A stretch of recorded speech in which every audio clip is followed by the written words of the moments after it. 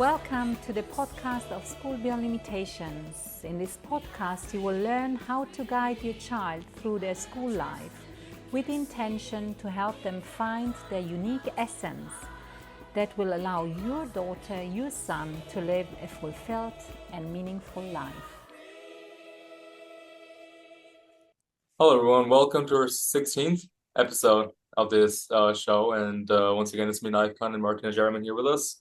And we'll be talking about a very important, sensitive, and vital topic, which is the well-being of a human being. Martina, would you like to start? Yes, Nayeef. I think well-being is basically the key aspect for a person and a human being to grow. If I don't feel well in my body, if I don't feel well about myself, if I don't feel well about my family, my friends, and I don't have a healthy, view on who I am, healthy view who I am, then there is no foundation to go into other aspects such as academic aspects or social aspects, physical aspects. Then I tend to just be in an energy of nothing is working out well. Nothing is working out well. And that's also something happening, within schools, of course, and also within SPL, that sometimes we have students who come to us and who have really a very low self-esteem. They have a very negative view on their environment, on school, sometimes because of their experiences in previous school settings where they have been maybe bullied, or because their family situation has completely changed drastically because the parents have maybe separated. And sometimes when, parents separate in a not nice way and they fight against one another, and then this is the child is always in between.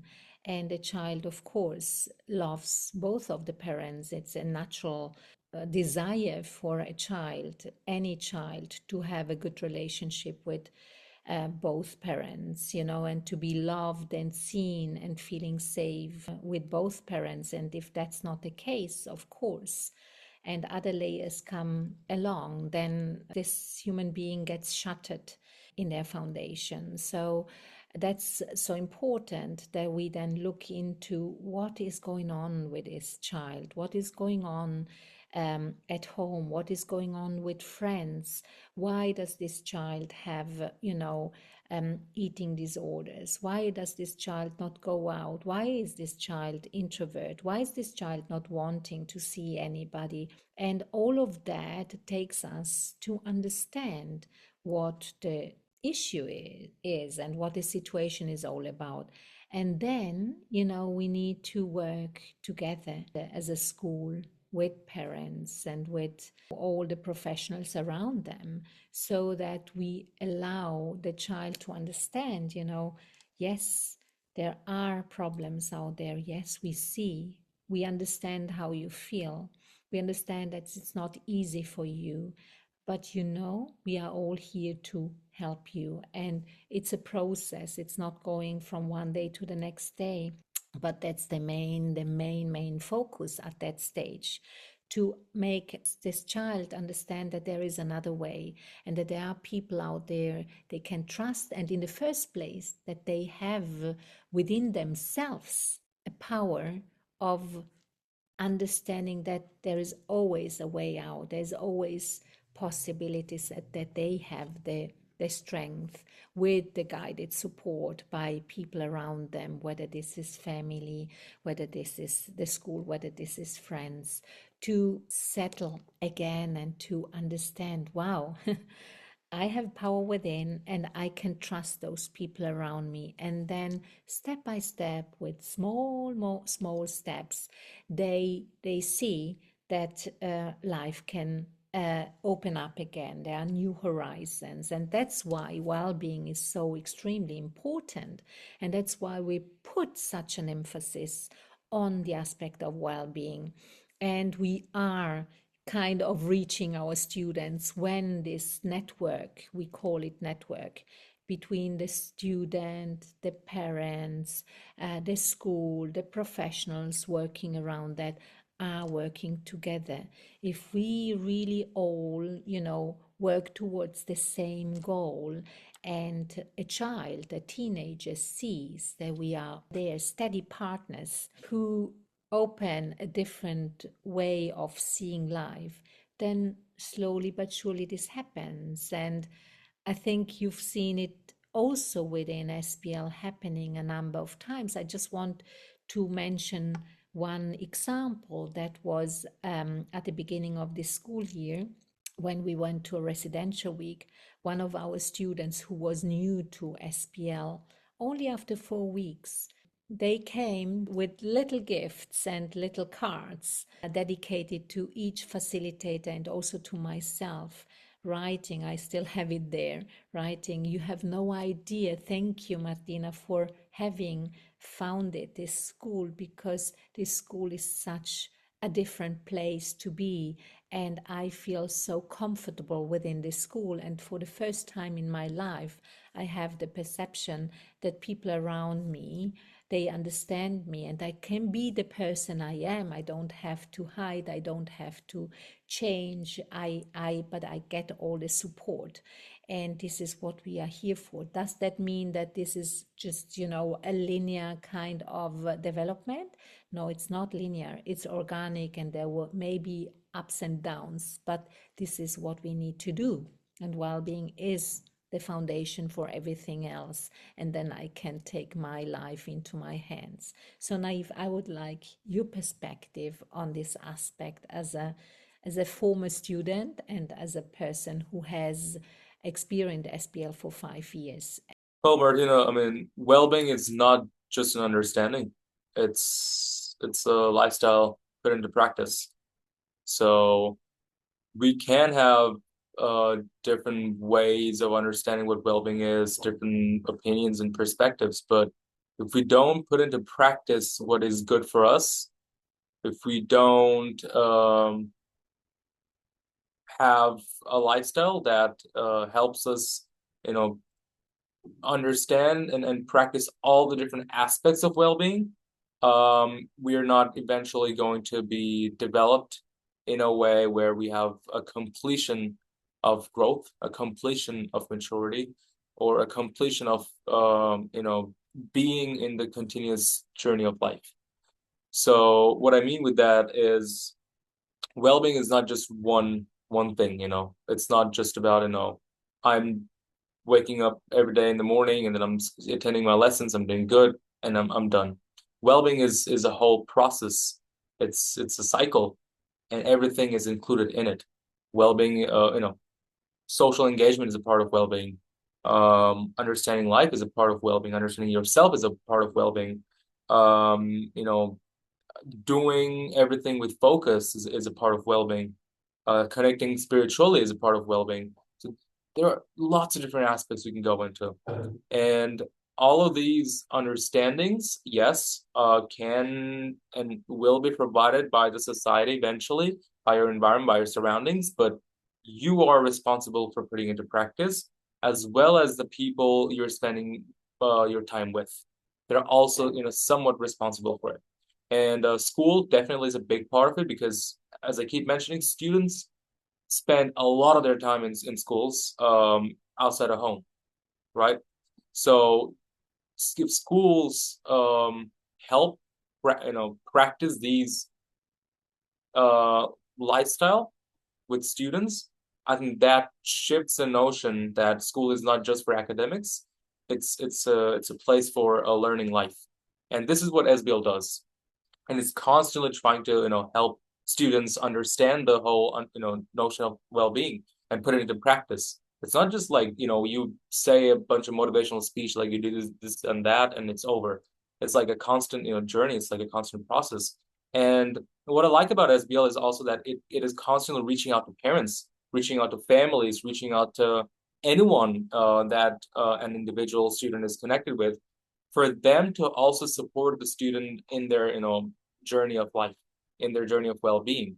And this is important because if I have a good relationship within the classroom, if I have a good relationship with my school and my studies and everything else, I will be expected to have a good relationship with myself outside of my classroom, with my family, and the vice versa. And if anything hampers the relationship within the family or the school, it's going to hamper everything. It's because it's so closely knitted. If I don't have a good environment in my family, it's eventually going to come out as a bad environment at school, and the vice versa again. So the safe space, as I keep saying, the safe space is really important for a student to grow, to be at. And how do we have this? As I said, it's collaboration. It's in a shared understanding and shared vision and goal. And if a school like SBL, its goal is to make a student achieve what they want in life and hope for the best, I think it just needs to have people, adults, let's say, in a way, for a student to be supporting them in this. And there is no other or better options than family. So I invite all the families to work closely with your children, to work closely with the schools, because when you have a shared understanding between the school and yourself, you have a proper understanding of your child a little better. And collaboration of both helps them to just move forward. And Martina, we have seen several examples. I've been here in the school for the last 5 years. Even like a school like SBL, where you have all these motivated students coming in and looking for a great, flourishing journey of education, we still have sometimes, the lack of motivation sometimes, or the lack of understanding of, their themselves and well-being, which definitely affects a classroom culture, definitely affects themselves, and it affects all the facilitators in the school as a whole community, because it is not okay, or it is not something that you just go and see every day, like someone is struggling. As a friend, as a school teacher, as a parent, it's not something that you just go and see and avoid. So you can't ignore that. And this is what I mean. I mean, the practice needs to be there. Of course, the student holds some accountability and responsibility. Of course, the school also does that, the student does that. But once again, I invite the families to work closely with this. Yeah, I think you have mentioned something very important, Naive. It's really the aspect of relationship, right? I mean, there needs to be a sound relationship between child and parents, student and school, teachers, facilitators, and of course also friends. And this network, is so important. But at the end of the day, also the person needs to take the next step, and sometimes the person needs, in order to feel safe, needs to be guided, needs to be directed at times. Yeah, and this is what we really aim to do. And we can only be as I don't like the word successful, but what I mean is reaching the student, reaching the person, so that their change is happening, that the person sees the beauty about themselves and the beauty about life, even if it's complicated and complex at times, right? It's important to see what life can offer us. I just had a conversation yesterday with a young human being who celebrated their birthday yesterday, and I reached out and I said, I wish you all the best. And this person then said to me, I'm so grateful for what happened in the last year in my life, because everything that happened, I had to do lots of things, but I'm grateful. And this is what we aim to do, that we start seeing in an appreciative way what is there, instead of seeing what is not there, and it's a lifestyle. And as you said, if we all work towards the same values, then we create this safe space for the person, and the person starts to acknowledge, okay, it's not the problems that shape, of course the problems also shape us, but the problems allow us to see that there is always a way forward. And this is the power that we have intrinsically within, finding ways out, finding this inner voice, this inner calling, and then with the support from the outside, then we realize, and that makes us feel confident and happy, because you know we have a calling. We are here to serve. We always say it's not always about myself in an egoistic way. It's about myself in a way, what am I here for? What can I do? What can I bring to this beautiful world? And that comes from well-being. If I feel well within, and that's a spiritual aspect. You also said that if I spiritually understand that there is meaning in what I'm doing, like Viktor Frankl said, there's always meaning in everything in our lives, right? Then this is the way forward. So I think, Nayeef, the underlying message is look out for collaboration, be parents, be there for your children. We as a school, be there for your students and work together, and then see the student and empower the student from within. And I also want to say something for the students, for the peers in classroom, because you are sharing a platform together. You are, creating the synergy and working towards similar things, the same thing. So I think you also are in some ways responsible for the other person that's in your classroom. I mean, if you always have this sort of mindset, like I am responsible for the environment around me, for the platform around me, then that makes a difference. That's when you go and try to always, look for the loopholes and try to fix it. And one thing I want to disagree with you, it's a side thing, is that problems never shape us. I believe it's the challenge, it's the journey, it's the way we deal with it shapes us. If there's a problem that has been thrown at us, if there's a problem that we're facing, how we react to it is what makes a difference. So, because that's when we are putting our mind and our body into work. That's when I know that this challenge is something for me. Yes, Nayeef, and I completely agree with you. When I said problem, I mean the problem is there. It shapes us and it makes us understand that I can work with it, right? So it's the challenge. Do I live up to the challenge? I completely agree. We don't disagree on this at all, because I think this is what SBL is meant to do, and we are doing it constantly. So I think this takes us to the end of this conversation. And please, let's look into the well-being of oneself. Start with oneself, but out of the perspective of responsibility also for ourselves and for other people around us. Leadership is another big part of well-being. Yes, absolutely. Leadership. Thank you, Nayeef, again for a wonderful conversation. This was our message to everyone, and do keep an eye on our YouTube channel, because that's where here's where you can find contents about schools, contents about different perspectives of how we deal with life and so on, and something we have got to offer. So yeah, thank you very much. At School Beyond Limitations, we support our students find their unique essence. Feel free to share the content of this podcast with other parents. We are here to show that your children can, indeed, bring their unique essence into life.